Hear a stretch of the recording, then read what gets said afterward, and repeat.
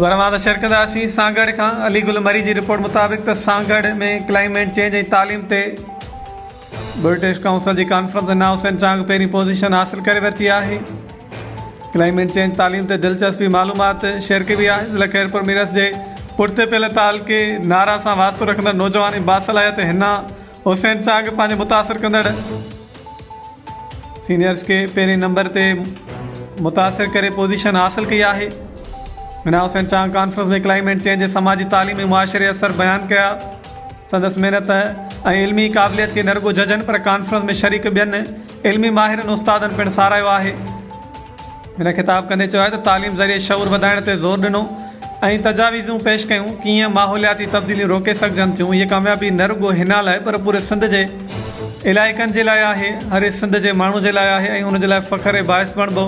तालीमी माहिरनि तरफ़ां हिन जे उन कामयाबी ते मुबारकबाद ॾिनी वई। उनखां ॿियनि नौजवाननि लाइ अलॻि सां इल्हाम ॾेई इल्हाम करार ॾिनो वियो।